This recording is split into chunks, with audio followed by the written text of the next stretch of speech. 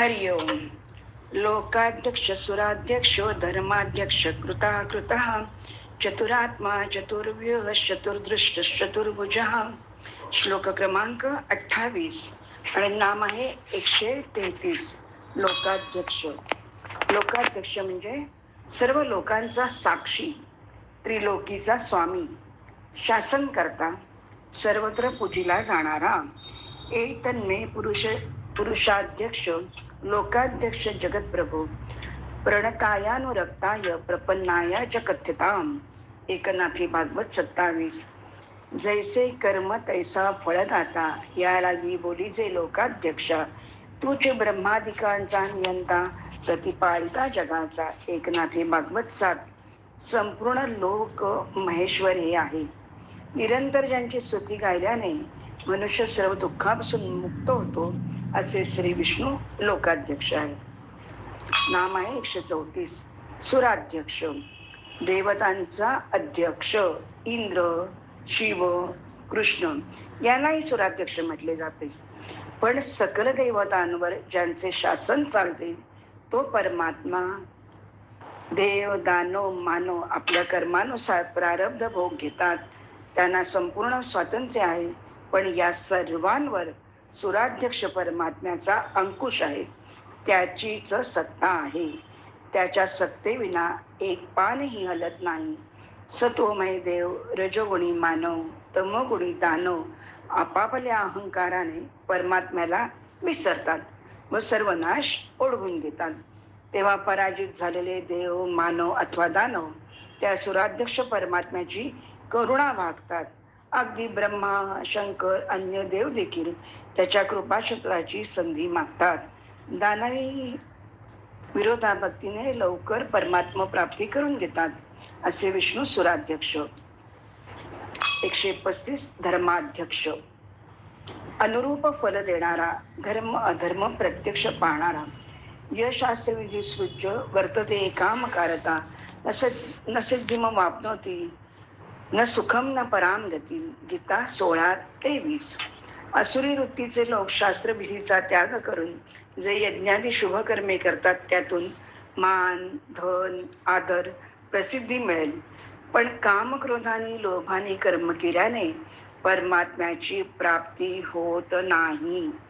ज्यांची कर्मे निषिद्ध होतात त्यांचे गुण देखील दुर्गुणात प्रवर्तित होतात. म्हणून मनुष्याने सतत तस्मात् शास्त्रम प्रमाणम ते कार्याकार्य व्यवस्थितो ज्ञात्वा शास्त्रविधानोक्तम कर्म कर्तुम यार्हसि. गीता 16:24. मनुष्याने शास्त्रविधीनुसार कर्तव्य कर्म केले पाहिजे. शुभाशुभ फलैरेवं मोक्षसे कर्मबंधनैः संन्यास योग युक्तात्मा विमुक्तो मामुपैष्यसि.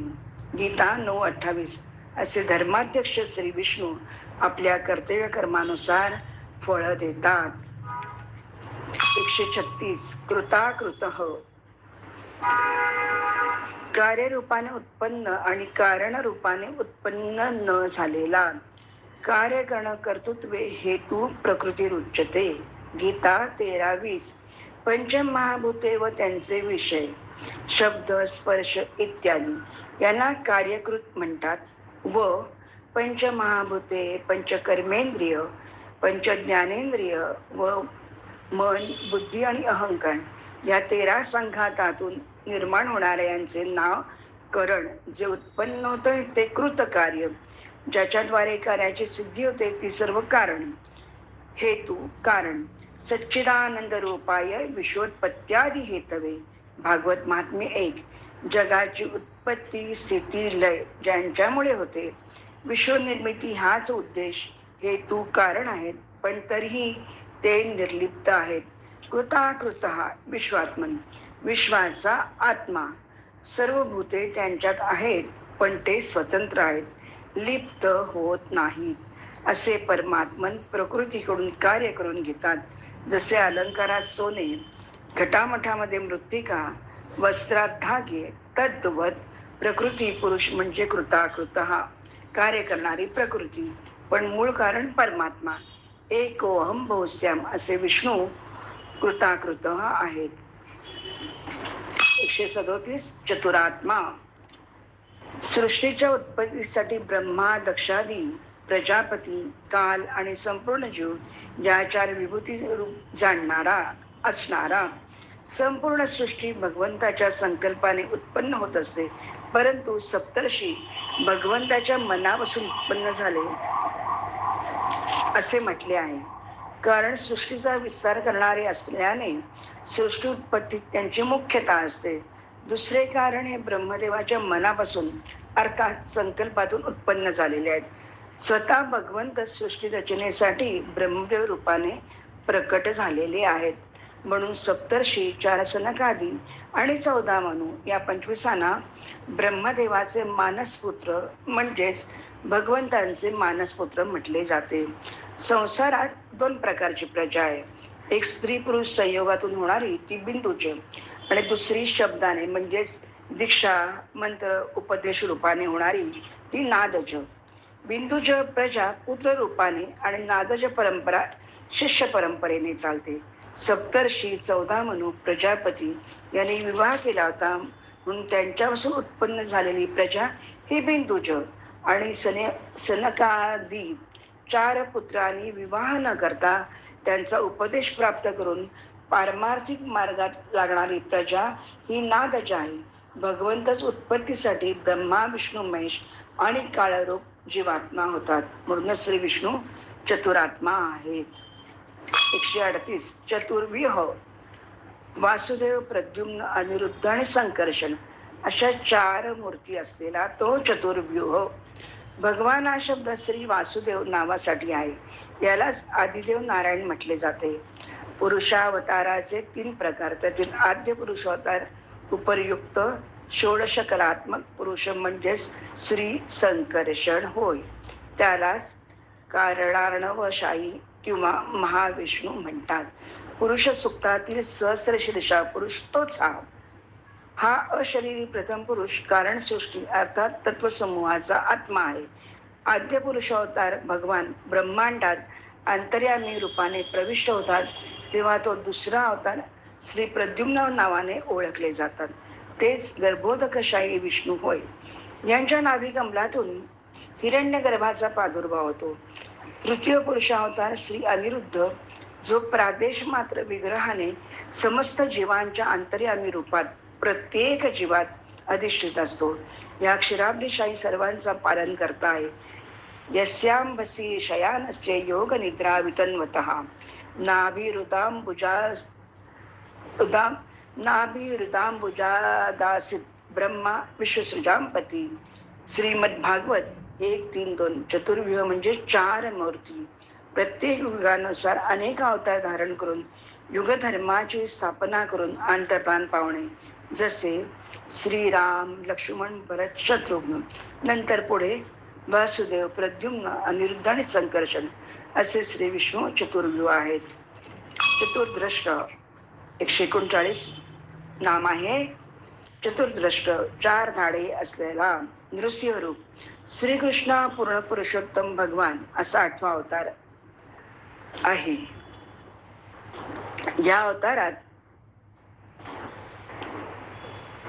अनेक लीला करायच्या होत्या. यदा यदा हि धर्मस्य ग्लानिर्भवति भारत अभ्युत्थानम् अधर्मस्य तदात्मानं सृजाम्यहम्. गीता 4:7.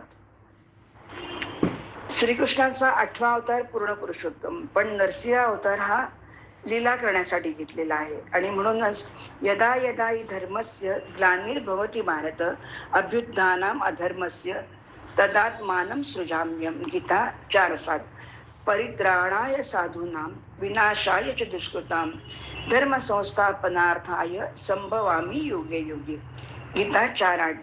दुष्टांचे निर्दालन, साधूंचे रक्षण, धर्माची विस्कटलेली घडी बसून सर्वांना सुखी करणे हेच प्रयोजन.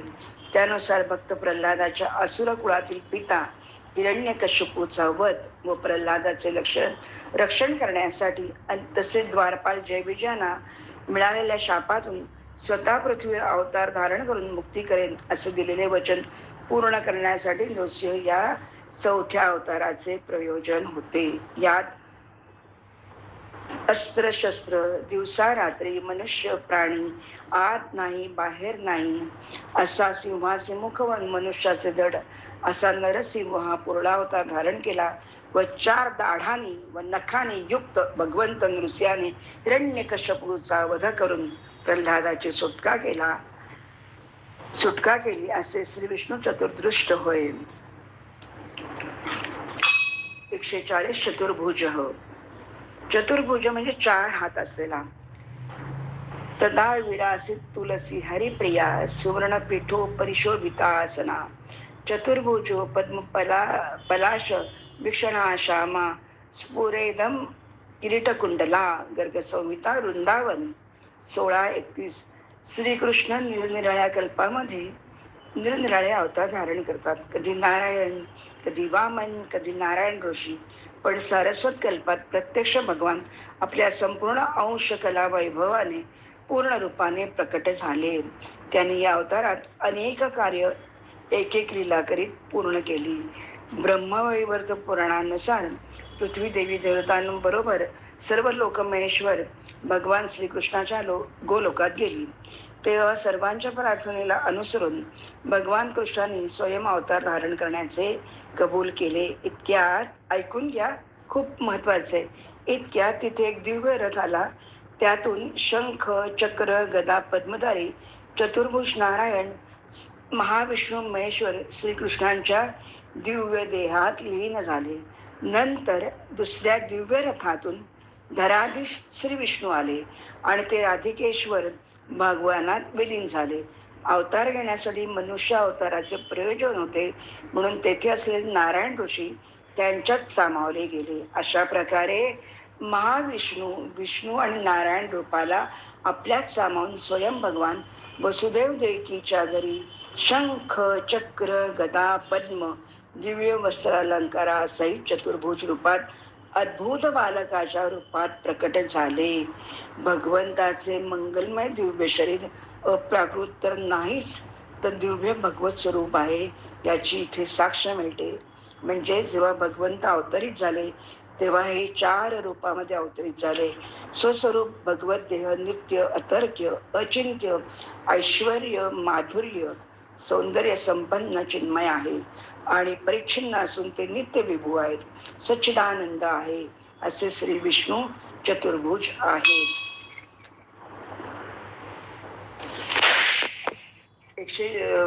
अशा प्रकारे श्लोक क्रमांक 28 आणि नाम 140 इथे पूर्ण झाली आहेत. हरि ओम.